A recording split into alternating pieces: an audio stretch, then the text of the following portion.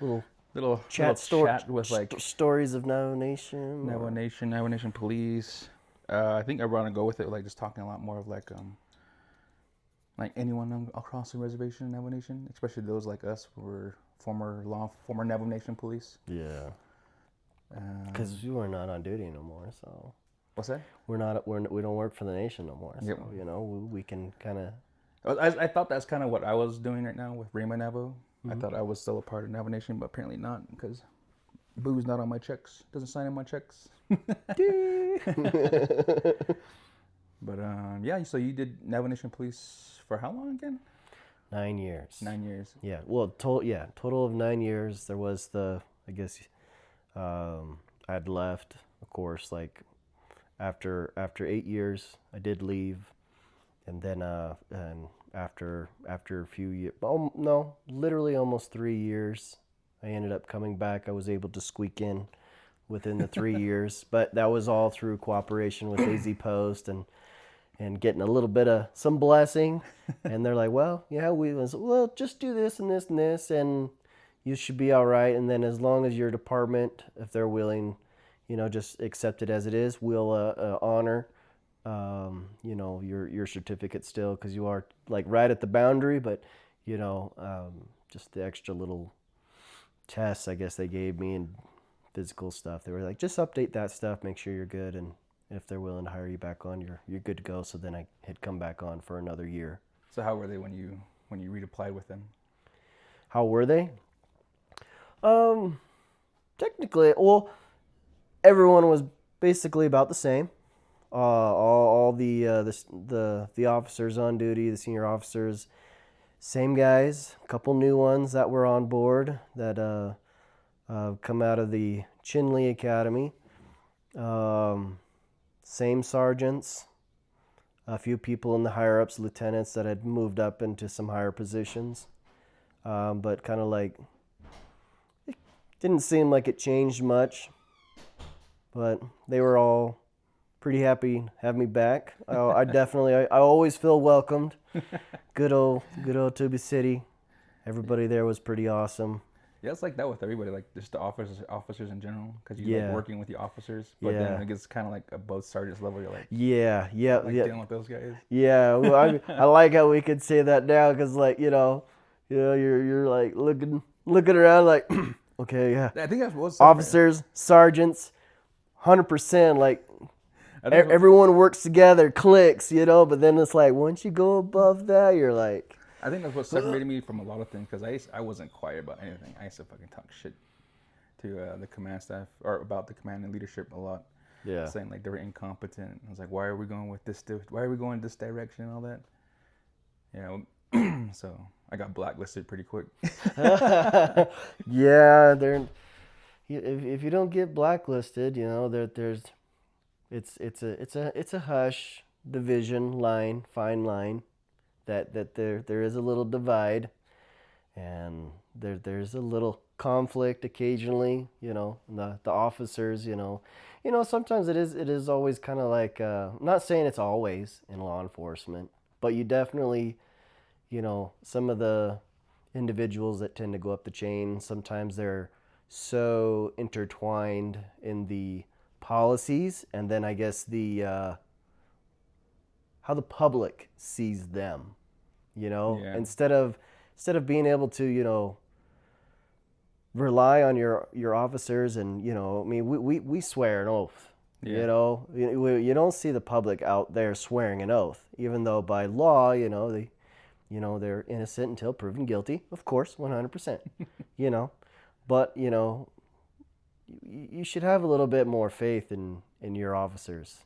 And, I think a lot of the times that's where the leadership goes, is they will jump to the public side because they want to make the public happy. But then in the end, if you're at fault and do things, it still makes you look bad. And it's a double-edged sword, So because, you're creating a bad relationship with the officers in the department, and you can't have your department grow if you're building a bad rapport. I mean, if an officer is legitimately doing something wrong per policy and you have it, go with it. But don't somebody public comes in and starts making all these complaints, and then without even trying to investigate, it's like an instant, like they just take the side, and then now you're getting written up. Yeah, it seems like it's well, when I was there, it's kind of like that already. It's kind of like when someone in the public would complain, it's just like, oh, it's the officer's fault, sustained. Just kind of like brush it under, like get it out of the way right away. Yeah. And I know that for the majority of the time, I always well, I still view it this way, like the leadership is more concerned about how we look for the community rather than how you help them. Yeah. Because I was on the drug enforcement for, I think we had a good like two and a half year run until the Blue administration came on, and we got all new division directors. Yeah. And when that director Anderson came on, he pretty much just like got rid of us. God. I already knew from like the start of after he got rid of us that the complaints were going to be coming in because of all the bootlegging and the drug sales and everything. Yeah. So for sure that happened like probably like a couple months down the road, and I was like, we told you what was going to happen. Now you're going to have to deal with the complaints. Right. And you know, and that's, you know, some the leaders, they like, I get leadership, chain of command, you know, everybody's a team, but you know, like, I understand like the leadership, lieutenants, everybody, you know, they know policy and they understand, you know, professionalism and all this stuff. So do the officers, you know, and I think it's kind of like disregarded, you know, like your officers, those are the front linemen, you know, like they're in the shit, you know, out there, front line, handling, dealing with people, and, you know, they know what's what. They know how things operate. They know how the drugs go in. They know. I know the leadership. They know what it is. But you know, like the behavior of how it's maintained and you know, talked about or handled is on completely different levels. You know, it's, you know, it's, you know, the bosses are in the office and doing paperwork. I get it. Everybody has their, you know, position, but you know, and then you have your officers, and they're out doing the grunt work, and they're on hands-on with these guys, and then, you know, the higher up comes in and tries to intervene or, you know, assist, or, you know, I know what I'm doing, and then, you know, they end up getting hurt sometimes, or it just makes the situation worse, and then they start, it's like they have to compensate for their mistake, and then they, you know, I'm the lieutenant, and then you start getting that lieutenant thrown out, or, you know, and you're like, okay. Yeah, definitely a lot of micromanaging from when we were in. It still is like that. Yeah. From the complaints I hear from the officers, saying like, oh, so and so, we had to go and do this, but we want time off, but we have to like please the delegates because we got to go here, or we got to please this chapter president because we got to go here.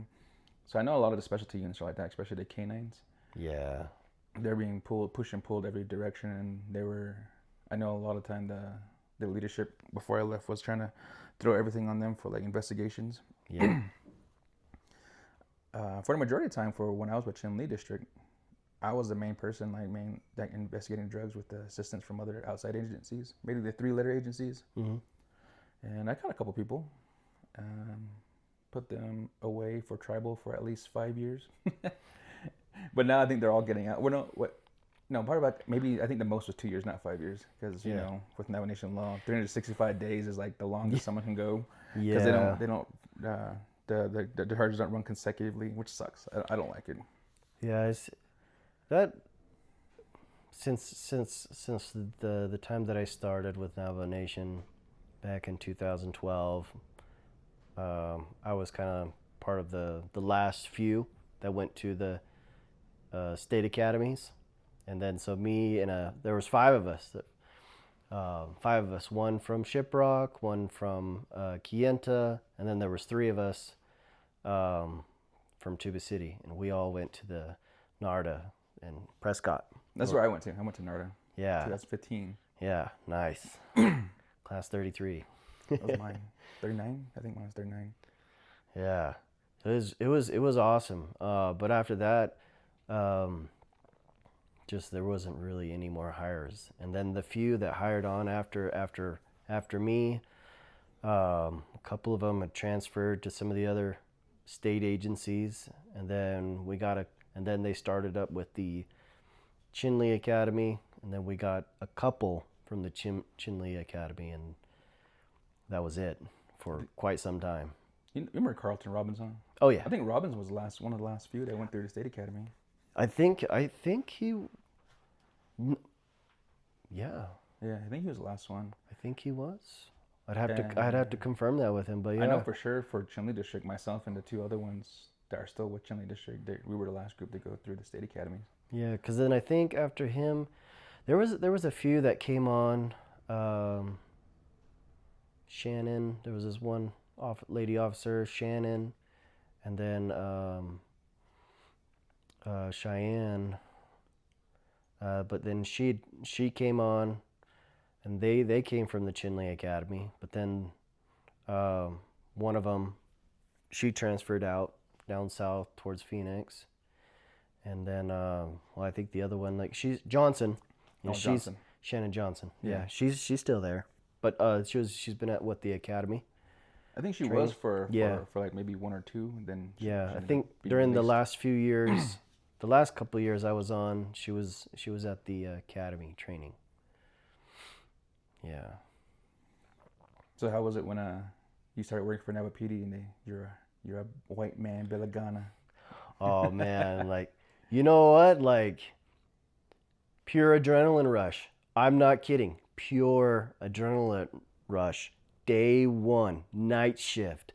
Literally, I went from graduating, the academy, December 6th. That morning, the lieutenant, Eric Lieutenant Dotson, awesome lieutenant. Got to have him as a lieutenant for a short period of time until he had retired. But he was there at my ceremony, and, basically quick chat, hey, you ready to work tonight? And I'm like, oh snap, sir, yes sir. I'm like gung-ho, ready to go. And he's like, all right. He's like, you better, bring that good attitude. Your FTO, he'll be meeting you. They'll be there ready. Get you going, get you geared up. We'll see you tonight. So I'm like, man, everyone else, they weren't going to start shift until like the next following Monday. This is like the weekend, and everyone's having their family reunion, gathering, eat, fun, celebrate. And I'm like, well, I'm going to get going. We're going to eat and go, and I'm going to start work. I don't know if that's just because it was like that for me too. When I graduated, it wasn't like I was supposed to go to a concert that weekend. Yeah. I was like, oh, cool. I'm gonna graduate. I'm gonna go to this concert, and then I'll go to work. Yeah. The following Monday, and I graduated on a Thursday, and then they're like, all right, you guys start tomorrow. I'm like, what the hell, really? Yeah. But nowadays they don't. I think the academy now, when they finish graduating, they stayed in the academy for another 2 weeks, called advanced officers training, and it's really nothing advanced about it. But they spend like 2 weeks doing that, and then they start their FTO. Do you feel like the standards have gone like weaker or like lower from the time we went to the academy? I don't know. I don't know if anyone from the academy, because you haven't taught or been to the academy, huh? No, I actually have. So the time period. Well, I didn't go to the academy to go participate in the classes and all that, but the time period. So when all that was starting, they wanted me to be an instructor. Mm-hmm. There at the academy, I was offered a thing to be an instructor, but I turned it down. One of the other guys from Tuba City, he also, because I've got it somewhere, but I have the Chinle sweats and all that for instructor. I have those. They were given to me because they wanted me to participate and do it, but I turned it down. I felt more at the time, maybe officers there will either feel the same way, or maybe if they're happy with what they're doing, and I'm pretty sure they are, because there's a lot of good stuff, but you can only train and do so much, at lower standards. You've got to raise the bar. But I mean, my own personal thing, I mean, I got dinged a little bit when I was returning and I was testing out, and had to go over there and test with the recruits. And, you know, I kind of felt like, I was like, man, are these the new guys coming in? Like, I'm kind of smoking them, you know? And I've been out of the game for 3 years, you know, and I'm coming back. I was expecting all these young 20-year-old kids. I'm in my 30s, you know, and these young kids, I'm smoking them. And I think it really just falls down to like a mindset of those that want to be police officers, and then those that don't. Like some that just want to just join because they need the money, they need the job, compared to those that want to be a police officer and actually want to go out there and help their community. yeah, Because I know that's how because I went to the academy once before, I think in like 2012, but I ended up going for like a week, and I felt like, oh, I wasn't the right time, yeah, so I ended up leaving, and then I was just like doing school and working here and there for the next 3 years until I started working at Chinle, and yeah. next thing you know, another recruiter came up, hey, you want to try again? So all right, and then went to the academy, passed, and was doing that for about, I think I did like 6 years 3 years with Chinle District, 1 year Yeah. with Delcon, and then went down south with Fort McDowell for a bit. Then I came back. And Oh, you got hired on with Fort McDowell? Oh, that's awesome. And then there were some like some unfortunate events with like my Arizona Post, Yeah. and they audited me, and I got adjudicated, and they found that I was lying because there was the marijuana date on my old Navajo Nation one, my Fort McDowell one, was off by like 1 digit. Oh. And they were saying like, oh, you put this and you put this, and I was like, oh, that's a lot. That happened way back then when I told them like there was a new one that Navajo Nation should have, and they're like, no, we don't have that. And when I tried looking for it for myself, they had one paper on file for me at headquarters. It was just a domestic violence paper. It was a folder, you look it up, and it's just one sheet of paper, and that was it. Yeah. Jeez. So I learned from that to like document and freaking just scan everything. Oh yeah. Yeah. There's so much. It sucked though, because I think I was out of work. When I wasn't out of work, I was back at school.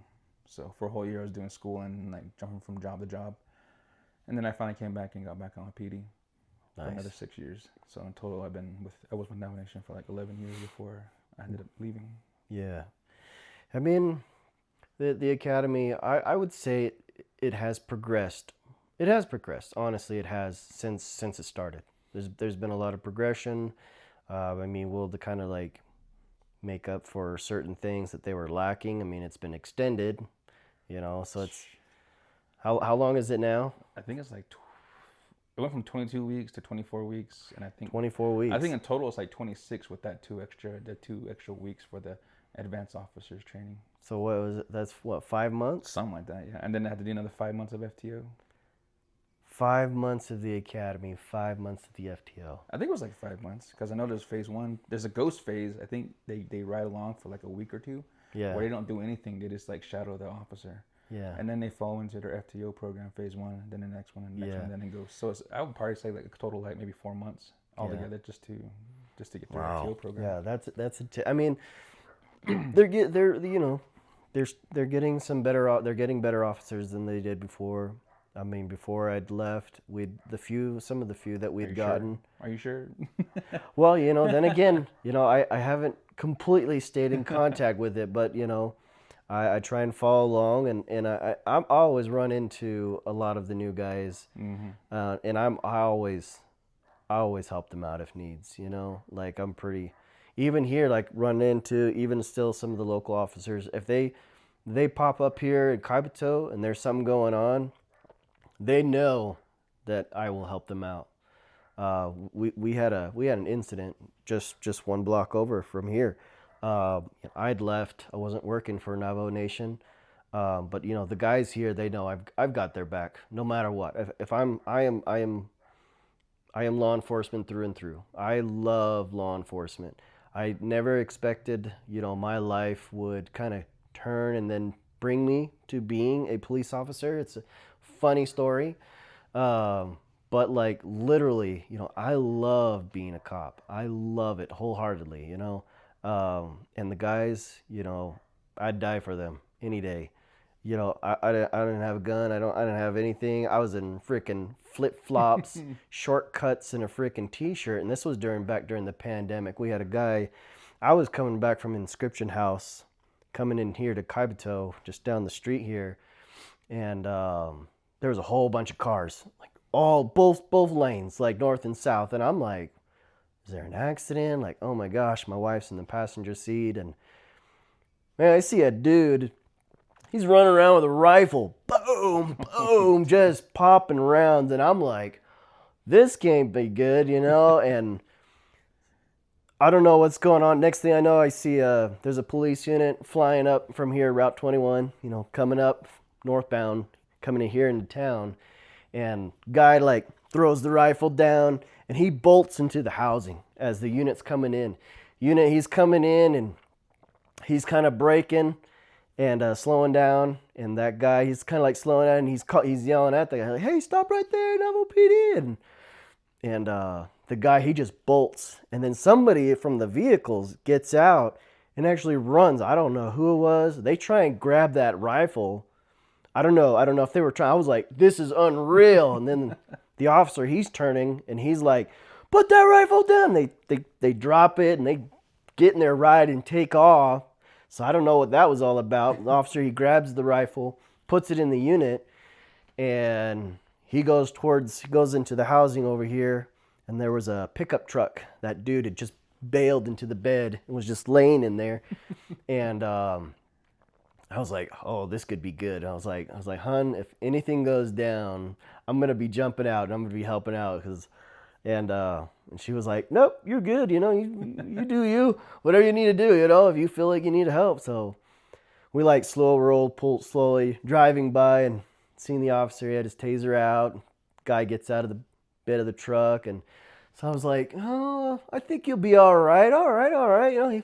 The guy was a little bit big. I mean, the officer himself, phenomenal officer. But even he's taller than me. The other guy was actually a little taller than him, and kind of like a little heavier set, bald head and everything. And I was like, well, he's got his taser on him, and he's going to put hands on him. And I see him. He holsters up his taser, and then, oh man, it just turned into a fight. That guy straightened up, deadlocked, and tried reaching back, was like trying to grab him or whatever, and then he was trying to hold him back and hold him onto the ride and trying to detain him and everything. And I was like, hon, I'm going in. Don't get out of the truck, like. So like we flip around into the housing and I get out, and number one thing was, identify yourself, you don't want to accidentally get... It's Pat. It's Pat. It's me, it's Pat. I was like, hey man, look, you need help. I'm coming to help you. And then sure enough, that was a good thing I did, because it didn't click right immediately, that it was me. And so he's like yelling, like, get the fuck back, whoever, He turns and I'm like, Rodney, it's me. Patrick, he's like, get your ass over here. I run over there. Oh man, it was just like kneed the guy right in the back of the leg, dropped him, and we both just like, man, he was a big, strong guy, but both of us, man, we took him down, just slammed him down to the ground. He was fighting with us. He was trying to like swing and whatnot, and we got him detained and cuffed up and searched, and a little scratch on my knee. I'm in shortcuts and freaking flip flops, and like I'm like ready to go.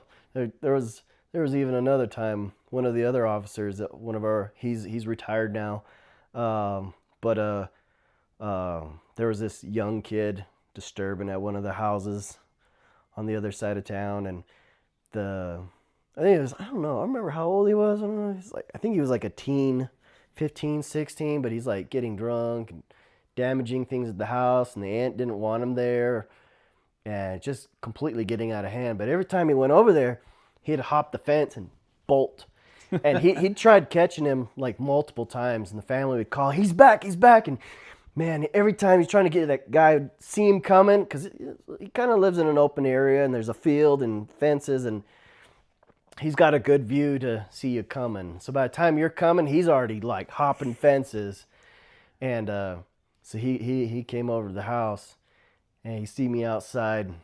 Pat, what are you doing? Are you busy? I'm like, I'm just gardening. He's like, you help me catch a guy. I'm like, let me put my shoes on. Once again, I was in flip-flops. I was like, let me put some shoes on. And the moment I'm slipping my shoes on and grabbing my jacket, dispatch calls, and they're like, kids back at the house. And so I jump in, we floor it. And I was like, pull up right at the front of the house, and we'll do like, I don't know, just slide in if you can. I'll bail out and I'll run. And then you just go around. Just do whatever you need to do. It didn't quite work out like that. It would have been cool, you know, like in the movie. Slide in, and I'm jumping out, door open, and it was like, You fell, didn't you? You know, didn't fall, but I got out, and sure enough, that kid, he was hopping the fence. I ran, I jumped the fence, and he goes around. He's going around to the field and trying to get out of the housing, and I hopped the fence.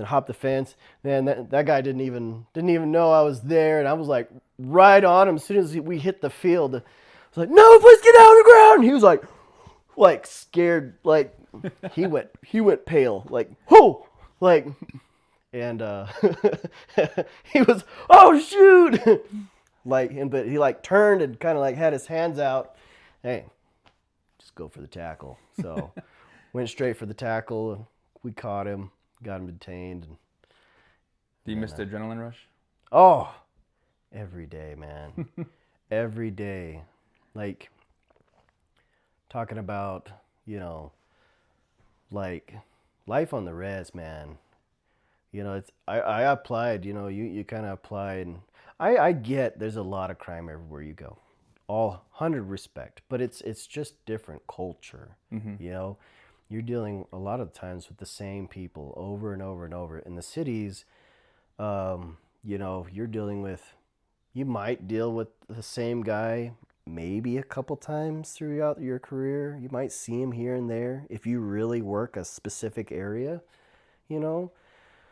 But like, yeah, the reservation is kind of like you might start dealing with them at a juvenile age, and next thing, yeah, a few years later, they're like 18 years old. Yeah, 18s, adults. Yeah, you're dealing with them through majority of their life. And Shenley is like that. I was for how long I've been there, I was dealing with juveniles, and now there's juveniles are just turning into like the ones you just see at bashes. Like all the older like drunks are just like either dying off or they're finally like, okay, I'm not drinking no more. And now the younger new ones generation glunnies. Yeah. Like some of them are from when I graduated out of high school. Now they've fallen into like meth and substance abuse and stuff. You know, different story later. but yeah, when I got out day one, got to Tuba City, starting night shift, getting my gear, getting all my stuff. I had my uniforms, I had all my stuff, you know, getting issued my gun.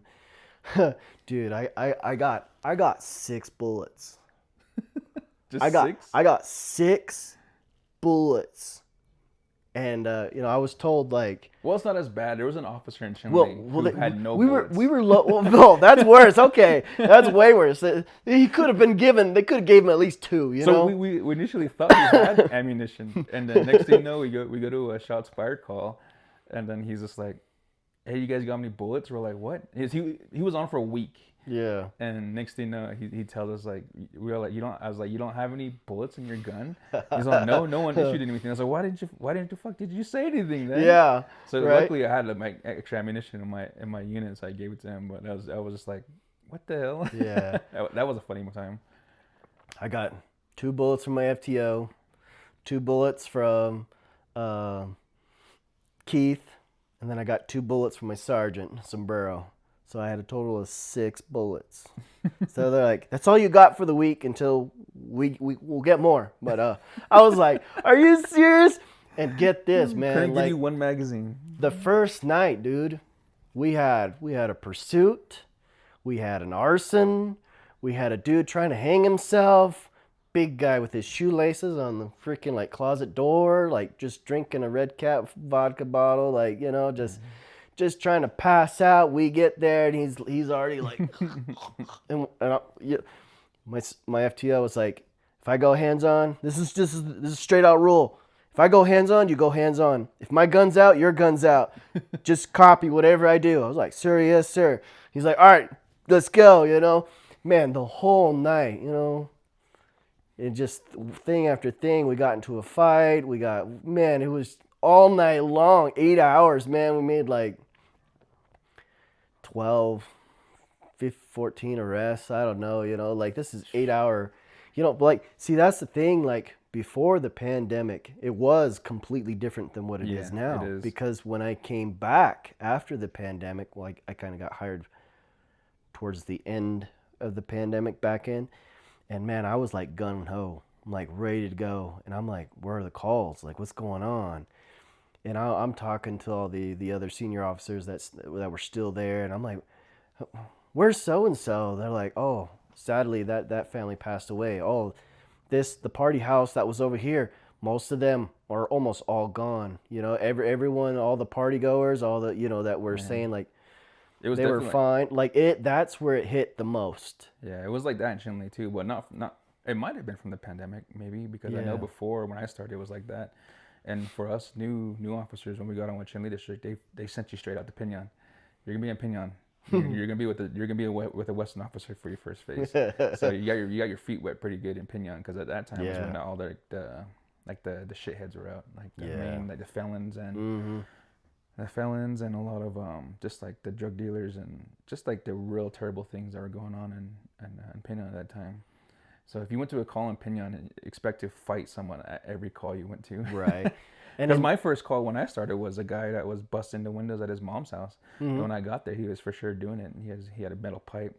And I don't know if your F2 was the same, but my F2 at the time was kind of like, all right, go ahead, go arrest him. I didn't learn. He just told me to go do it, and he sat in the unit the whole time.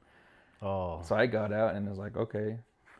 Drew my taser, called him out, and then he drops the bar. I holster my taser, and next thing you know, fight's on. Just for no reason. And my F2 will just watch. I think it's just very like different from the back then. Yeah. Yeah. No. Like, I mean, that was still pretty much the same thing for me. Like, once I was in, you know, doing things on my own, and he was shadowing me. He basically said, you know, hey, I will not interfere, period. Unless you're on the bottom. I will pick you up, put you on top. But that's it. But he's like, you know. He said it like that. Mine was like, if you're getting your ass kicked, I'll help you. Yeah. Oh, dude, when I got off my FTO, it was like, he's like, you're no longer my child. The umbilical cord is cut. Get the fuck out of my unit. Go get your own. I'm like, damn, dude. No hugs. He's like, get out. FTO is over. Oh. Yeah, it's so different from now, the way it was before. Which I understand. You have to adapt to like certain things, the changes. Of course. But man, COVID at the time was pretty wild. I mean, Chinle, I think we had like 11 officers out on COVID. So it was just me and like 2 other officers for like a whole like 5, almost 6 months. It was just the 2 of us. Yeah. But it was the crime rate was down for sure, and we couldn't really arrest people too because the jail wasn't taking anybody unless someone actually killed somebody. Then we're like, okay, you can bring him to jail. Right. But other than that, it was kind of like, oh, this person hit me. Okay, well, you guys split up. Yeah. The jail's not going to take you because of COVID. Yeah. And I remember there was a time almost every day I had to go to like 2 to 3 deaths because of COVID. Right. I think one day we had like 8 deaths just in one day from COVID. And it was pretty wild to see. I mean, most of them were just naked because of, I guess that was one of the main things, the fevers were just too high and they would get naked and they started walking around outside. Yeah. Yeah, it was pretty wild. No, I believe it. Yeah, when I came back. So during COVID, you weren't with Navajo PD, huh? Not during the initial start of COVID. But I'm trying to remember which year. I think it was 2021. I came back for 1 full year, and that was literally like we were chatting earlier, and I mentioned like, so when I left Navajo Nation in 2019, you know, funny thing, you know, white guy joins Navajo PD, single guy, and after a little bit, I went from 0 kids to 7 kids real fast, you know. I took on a whole family package deal, you know. So like, took on 7, added 1, so I had 8 kids. So that was res effect. Yeah, the res effect. We should make some story up with like the res effect or something like some things that only happen on reservations or something. That's got to be a good one. But like kids were just they were getting older. Like Navajo PD, honestly, it is a great job. We all know it has huge potential, and there's always these things that cause it to fall. And it'll never step higher above those steps because of certain things that are in place, and that just won't change. But like if young guy, single or married, 1 or 2, 3 kids, you're still good with the pay. The pay will take care of you. If living on the res, if you want to go off the res, it's not going to take care of you. Yeah, the cost of living is different off the reservation. But then again, the amenities on the reservation are like none. Yeah, exactly. So it's kind of like a give and take. Yeah. Pros and cons all the time with every job. And then like the initial like when I first had started with my kids and having them. Like the first several years was actually fine. Made it just fine. I mean, worked all the OT that I needed, but then again, that's when I first started. Also ended up starting on the SRT, back in the day. And myself, Eric Doxson, Demaniel Yazzie, Keith, Lane, Frederick Gray Eyes. We basically... And I think Josiah might have started a little later after us after that, because I think he was still an FTO. I forget. I might have to double check with that, but I know he was on the SWAT. He joined the SWAT team. But like when we wanted to start it up, because we when I first started, there was just so much crime. We had a sweet team of guys that, like, the standard was. Like I understand there's should be physicals and testing and all this, but this is Navajo Nation. You just don't get to pick who you want. If you've got a solid guy, regardless if he appears to be heavy set, but if he shows up to every fucking call, that's all you want. You want that's all you needed was a guy that was dedicated to show up. He can plug up doors. Yes, put him on a shield. And plug up that door. But anything, but everyone was a team. Everyone was phenomenal. Everyone, it was a team of don't judge a book by its cover. Pretty much. Like you would probably look at us, you'd be like, man, maybe some of these guys are like either too small. I was a lot thinner back in the day. Skinnier. Some things. I had gotten sick. I was in Brazil before I started Navajo PD, and I ended up getting dengue, and so I like almost died in Brazil, dude. I went from weighing like 185, 190 pounds to $125 in a month. Damn.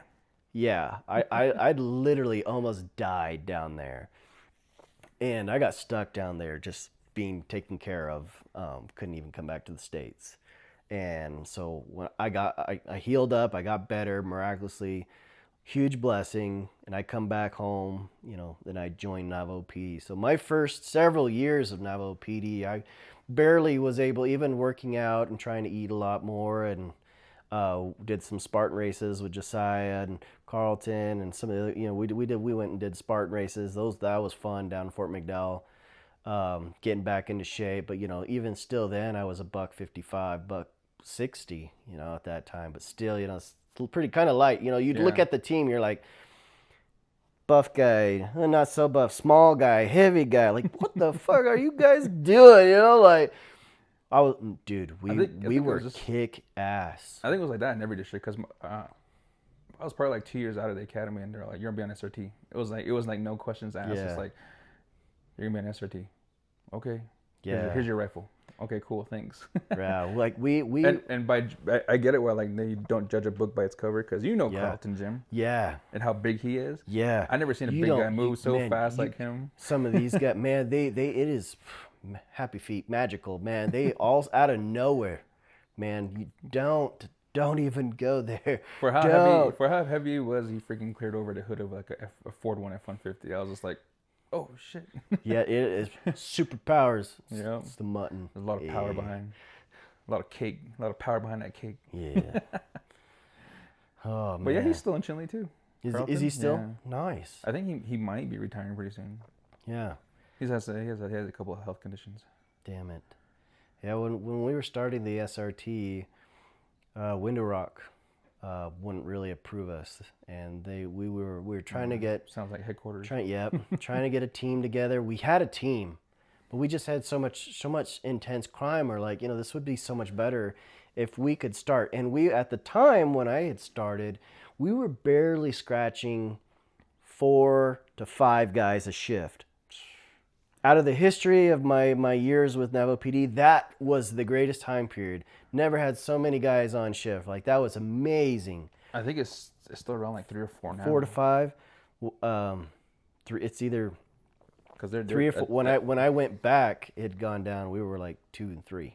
Yeah, it's still around 2 and 3. Around there, yeah. Yeah, like we were skeleton. But like Window Rock, I don't remember if like they just wanted to prove us or like we had to go through them, but then anything in the gear and things that we wanted, everything had to come out of them, and it was all old stuff, and we're like, we want new stuff, and we were denied left and right. And you know what? And then it kind of came down as a district. We're like, okay, we understand that we go through Window Rock out of all due respect, but us as a district as a whole, we could do our own stuff. So we ended up like, screw it, let's get a grant for ourselves. We'll go out ourselves. Let's go get a sponsorship. Luckily, we had for Tuba City, we had an amazing relationship with the entire community. I felt, out of anywhere that we went, we had a great relationship with the chapter house. We had a great relationship with EMS, fire, the hospital, the nurses, doctors. Like, everyone was, I never felt like I had an issue trying to get a medical clearance, or just, so we could get a guy booked, because out of nowhere, suddenly he wants to complain, saying something's wrong because he doesn't want to go to jail. So, it's policy. If they say that they're hurting, then it's mandatory. I have to get them medically cleared. And some doctors, they in other areas, it was like a hassle. It's like they hated us, or for some reason, like, did someone arrest you or something? Like, is there something I should know? Like, I'll be being polite as possible, and I'd appreciate if I could get a medical clearance on this guy so I can get him booked, and man, it was just like straight up attitude. But Tuba City, we even with the schools, I felt like we had an amazing, even like the firefighters, we'd be helping the firefighters because they're low on guys. I've packed a hose behind the firefighter, fighting. I've seen a couple of that from Carlton. You record sometimes from him helping and you helping. You guys are holding the hose. I think it was the Cameron one I saw. Oh, the camp. That was me and Gibby only. I think Carlton had shown up later on, but there was just 2 of us, and we ended up almost getting in a fight with the homeowners. It was a drug house. It was a drug house. But by the time, it's a long drive from Tuba City to Cameron. And by the time we get there, like, half the house is already up in flames. I don't know if there's drugs in there. I don't know what kind of stuff. I know it's a drug house, and we're trying to professionally get it put out the best that we could. But of course, they were drunk and buzzed out, and I don't know if high on anything. What took you so long? Yeah, man. Like, we're trying to, I pull up. I'm telling everybody, get out of the way, get back, clear the scene. Fire truck pulls up. I'm grabbing hose, running it, connecting it, Gibby, he's pulling out the other hose, slapping on a nozzle, pumping water. I'm pulling out the lines, getting them ready. So he's gearing up, this is how it works on the res. It's, stateside, you got the whole teams of firemen and all that, and they're doing all this stuff. You don't need the policemen to be involved, except for to keep the public out of the way. Mm-hmm. But no, man, there's been many times that's how it is. We have 1 fireman, we have 1 officer, or maybe 2 officers, and everyone's helping with everything. Even it's not our job, but we work as a team. We are, we work amazing. Yeah, I think it's like districts too. It depends on the districts. Sometimes some of those they don't even work together at all. So we were pulling hose. I'm dragging hose behind Gibby, and I'm getting up on him, tapping, hit there, hit there. I was a volunteer fireman actually before Navajo PD with Glen Canyon Big Water Fire Department for 2 years, and I went to a couple fire academies, truck operations, ventilations, operating the hose. I've been in a couple house fires. I knew how to operate the stuff and what to look for, where to hit, how to hit. And I know Gibby knows, but that's the teamwork because I'm the number 2 and he's the number 1. So he's the nozzle, and number 2 guys usually, hey, hit there, And then, but as soon as he started going in, fire's getting hot, then, that was all him. I don't have all the gear he has. So I was just making sure he had hoses. And like, we're trying to put the fire out. And then these guys that are drunk, they're like trying to fight us. They're trying to fight me. Like, I'm outside the door and they're like, fuck you guys. You're not putting out the fire fast enough. I'm like, hey man, we're doing the best. You interfering is not helping at all. Like, get back. Like, kept coming up, and oh man, they just 3-4 guys just tried fighting us. Like, Gibby's trying to put the fire out and I'm in the background and I'm like dispatch, like I'm busy, like 10-18, if you have anybody, I'm on a fight. That's it. Like, I'm in a fight. I can't do nothing. Did your portables work for you guys? It would reach out. Okay. In Cameron, it would usually reach out in certain areas. If you went further outside of town, the portables at all. You'd be outside PD and you wouldn't reach anybody. You could hit sometimes in a good spot in Gray Mountain. A portable radio would barely hit dispatch. Yeah. Or you could hear them, but you couldn't hear. Yeah, they couldn't hear you. Vice versa. Yeah. So that's kind of how it was. But Cameron, Cameron was close enough. Right there in the housing, the portable would hit out. So I'm calling in like, hey, I'm in a fight. 4 guys, I'm just swinging, hitting guys, and they're falling. They're like trying to come at. Gibby's on there, and he's like, oh my gosh, and he's trying to get the hose out, and he's we're both just fighting. I'm just wham, wham, just knocking these guys down, and and out of nowhere, suddenly, like 4 DPS units pop up out of nowhere. I'm like, cavalry, hell yeah, sweet, man. They come in and we're dragging guys. I'm dragging guys towards the police unit, and they're drunk and they're like, oh, and I'm like, cut it out, like, let's go, dragging them, and I'm shoving them in the unit, like just trying to put the fire out, trying to deal with them. You guys are a nuisance. You're out of control. You're disorderly. You're drunk. I don't need this. You're going to sit in the unit and no more, And yeah, calls like that don't really come in as much anymore like that.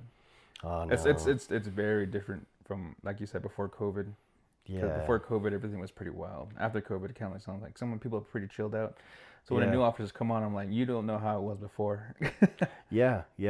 And that that was kind of like when coming back, I was trying to click into, like, I was like, man, it was just all the people that I'd dealt with before, many of them had passed away. And I was like, like I mentioned, I was asking about so-and-so. What about this guy? What about this guy? What about this guy? We used to deal with this guy all the time.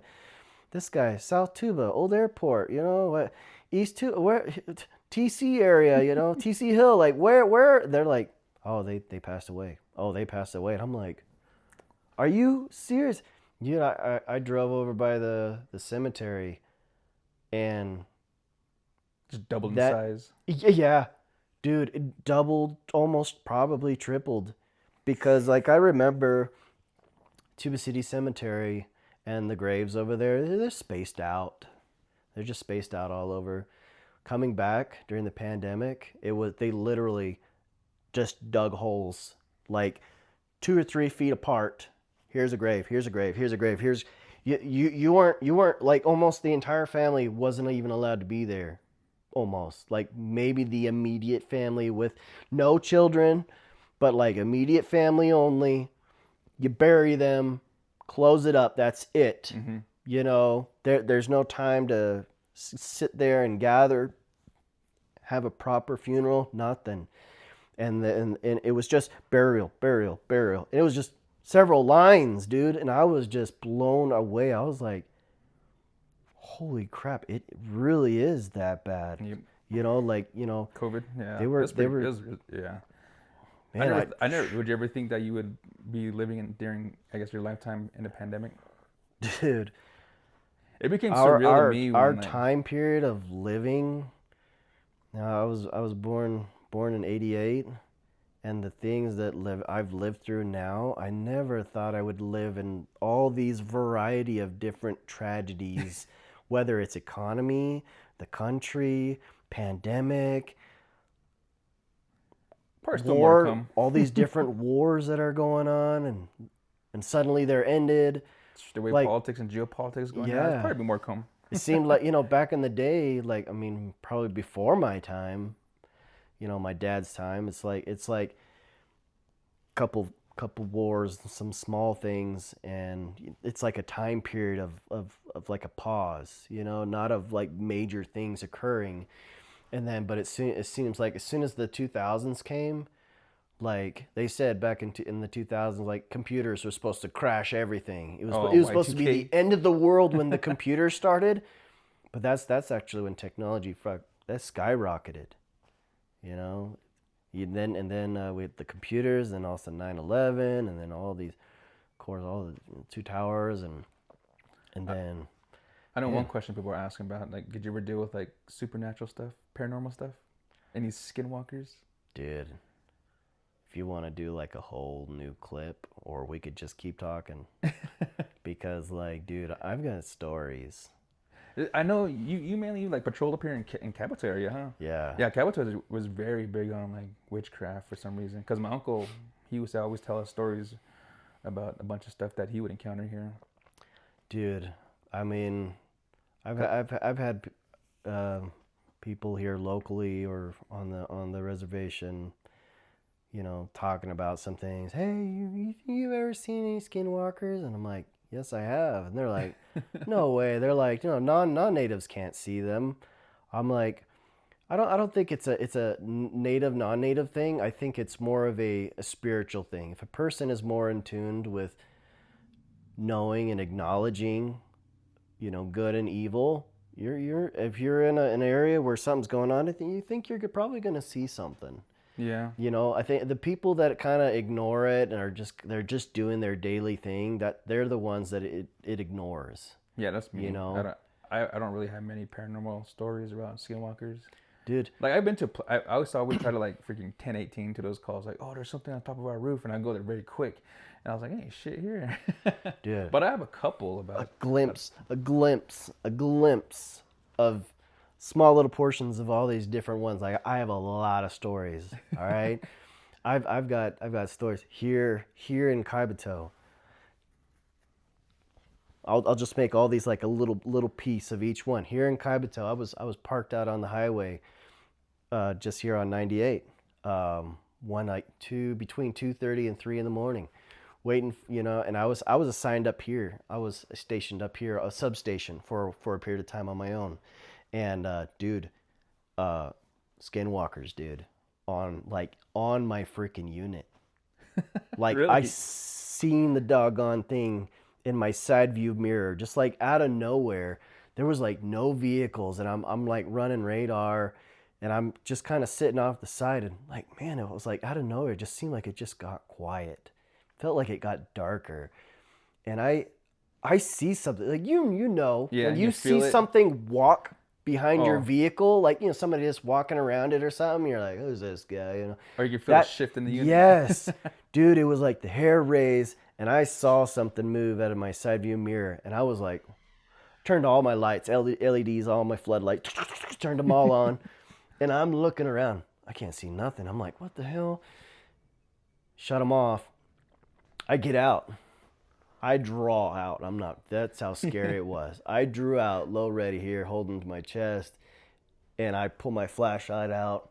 I literally take a few feet away from my unit. Dude, there's nothing. And I'm like, the heck was that? I get in the unit and I look back. I press on the brake because I'm like gonna put it in gear. I'm like, you know what? I'm gonna go to Lachi'i. I'm gonna go chill in Lachi'i and run radar over there.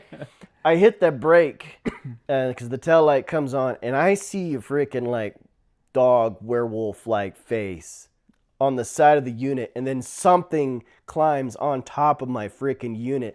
Nope, in gear. Whoa, take off, man. Something was up there. I rolled off. I don't know. Roll off, jump off? Don't know. Don't care.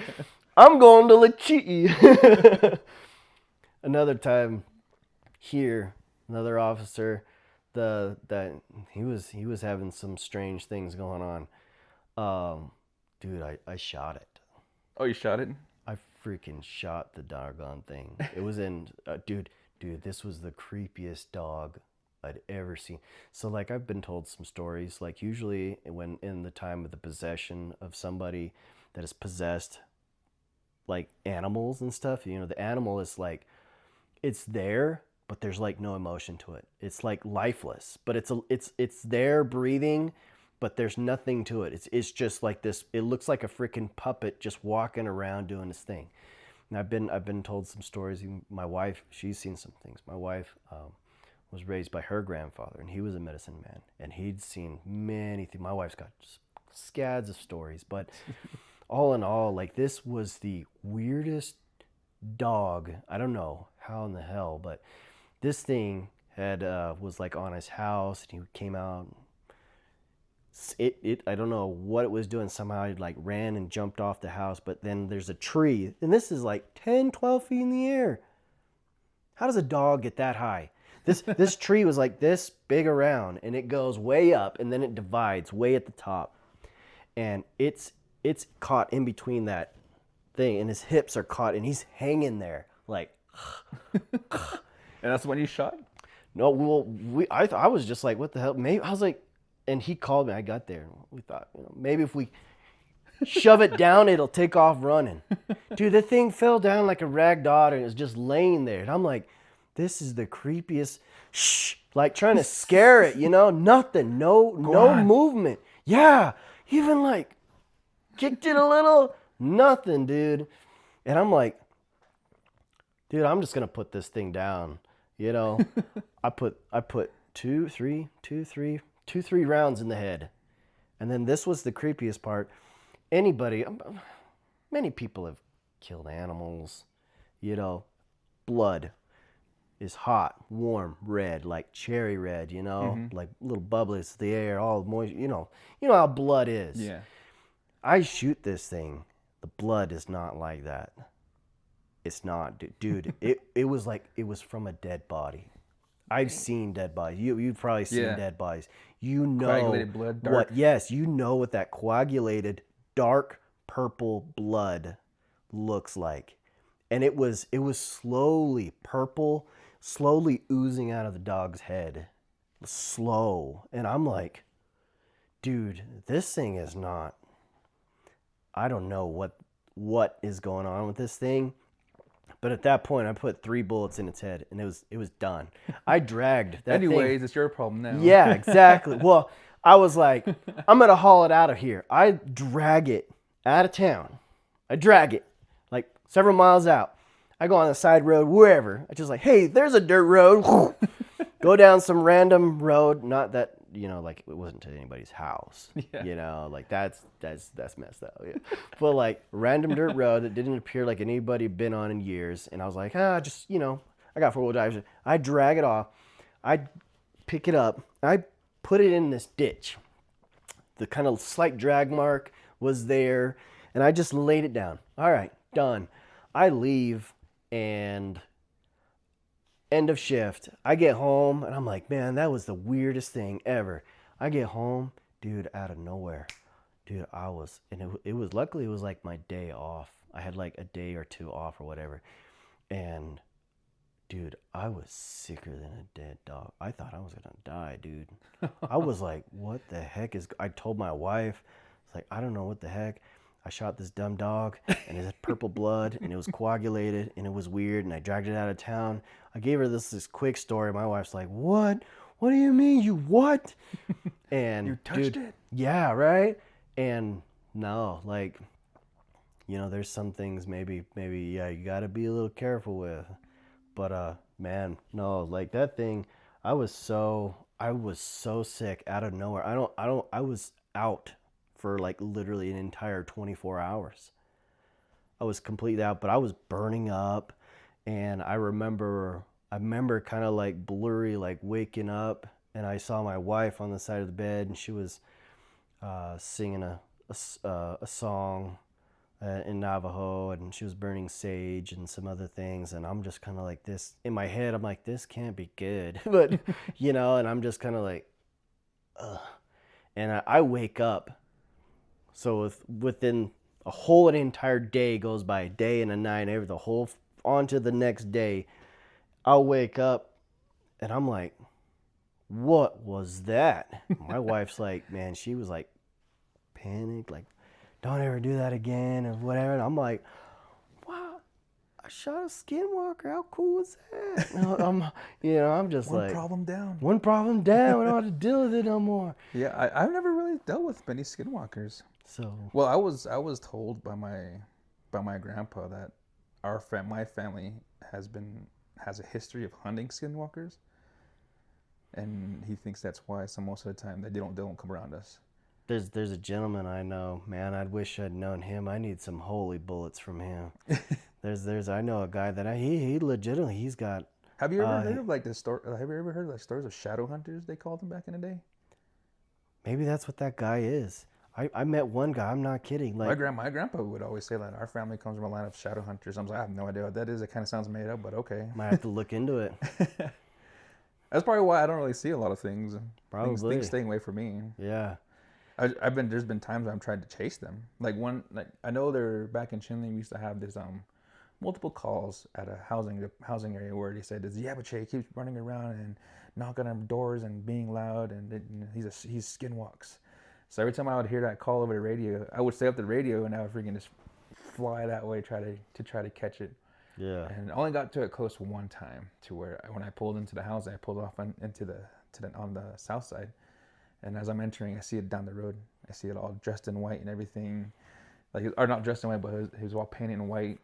And I had all my floodlights on. He was painted in white. And I just see him taking off down the road. So I take off and hear all the dogs. All the dogs are running right behind it too. Yeah. And as soon as I get and it's probably about a little less than a quarter of a mile from where the turnoff is to the end of the road where it jumps back on. And by the time I get there, whatever it was or whatever was running was like already like running down 191 already. So I fly again and take off after it. And I'm already going like 55 miles an hour trying to catch up to it. And as soon as I kind of get up to probably about 10 feet away from it, I'm going like 60. And I was like, what the fuck? This thing is this running this fast? And then it just veers off to the left and jumps the fence. And I'm like, okay, well, I don't know what that was, but it's fast. So I just flip a U. And that was the only time I ever dealt with that. I never got any more calls on that since then. Yeah. Dude, there was the few calls here in Kaibito. There's out south of White Mesa. There's some calls went out. Dude, I'd seen a footprint this big. Like Bigfoot footprints? Bigfoot footprints. It's like not a joke. Why did you take a picture? I have pictures somewhere. I've got a picture. I got a video. I got a video of a ghost. You gotta send me the video. I'll send you the video. But this was we had a ghost. There was a little girl in our evidence. There was a little girl that had passed away, and I guess her things were still in evidence due to the case, severity of the case. They were still processing. It took a period of time. But and during that time period, the new building still? Yeah, this was the new building when we had just got it. And it was haunted more new and was already haunted, you know. But no, there was a little girl that you could see the spirit because they had the camera in the evidence room. You can see her walking around. Damn. The video that I got, dude. But see, that's the thing. Like Tuba just they cursed, know dude. they know they can see they know when you're looking because like Dispatch would call real quick. We try to like give a code over the radio for the ghost that she was back, because every time she would call us and like, hey, I can see the ghost again, because it was just common. It was that common. And I was like, man, I am dedicated to see this thing. And I'm running down the hallway trying to get to the dispatch to see the camera, to see the ghost. And every single time the camera, the entire system resets. Oh. It goes blank and resets. The whole camera system, everything shuts off, resets. It goes blank white. And I'm like, oh man, every time. And then one time I was able to get in there, and I was already recording, and you can barely see her pop out from the side of the cabinets, and she looks up, and it's like a split second. It's like she comes out, but then the camera goes white. But you can barely see her. She leans out, looking at the camera, like she knows you're looking. You're like, oh, this. And you have that on your phone? I do have that on my phone. I could send that to you or try and show it. I'm pretty sure I can pull it up. I've saved it on here, and I know I have it. So, and I've shown it a few times. There was a time, dude. We I think some of the, you know, like I said, the SRT, we not just like on the SWAT on the team, you know, would go out and doing stuff, but just on shift, it was us, and we always ended up doing something, going and seeing something. There was times I was out in Colma, dude. I've seen like floating green lights. Oh yeah.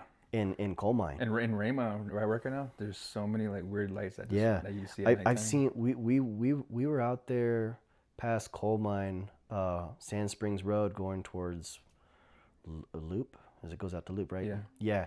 So that back road, we were headed out there. We were on a call for some dude that was reported. Dude, we seen like a freaking ghost car. Like just out in the distance, just hauling butt across this area.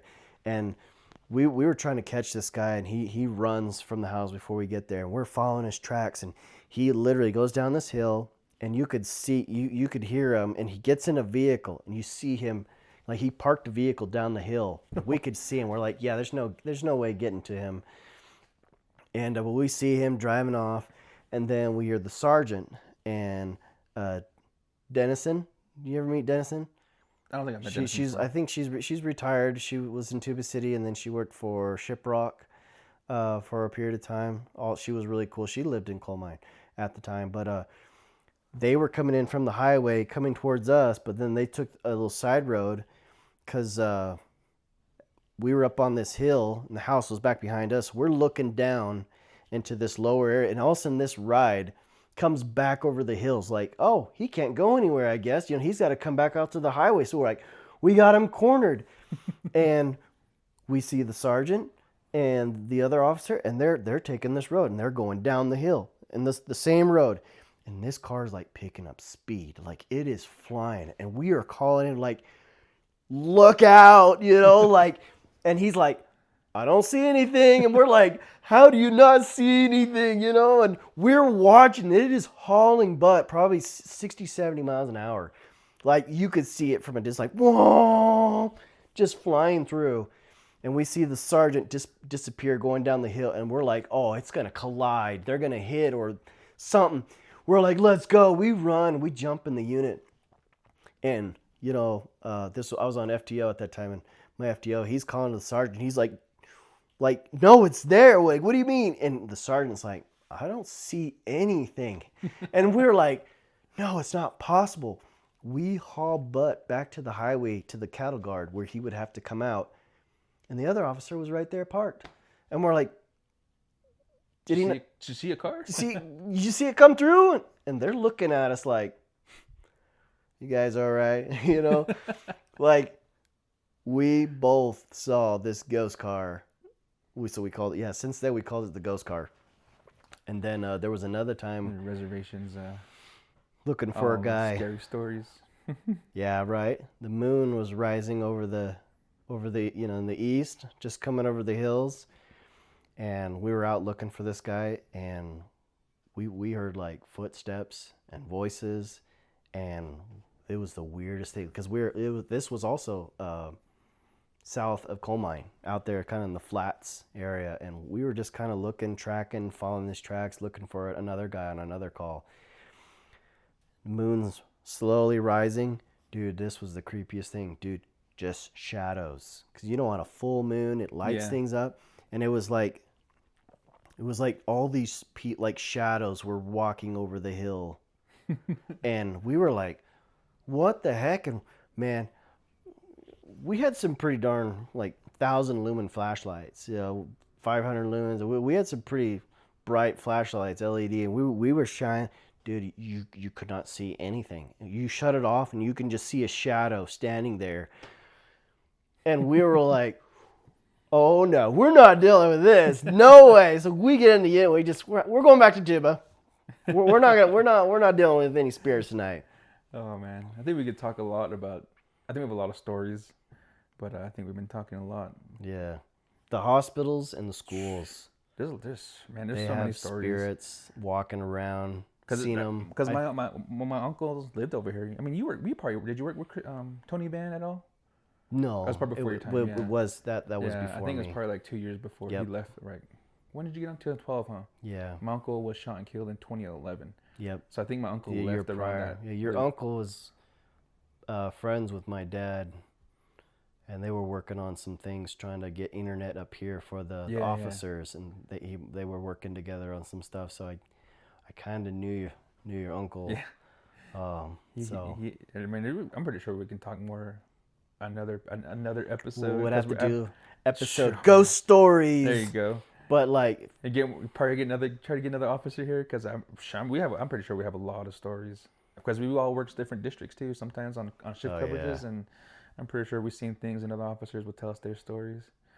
But I think we'll just go ahead and cut it off right there for now, and then we'll try to schedule another time to talk about more. Heck yeah.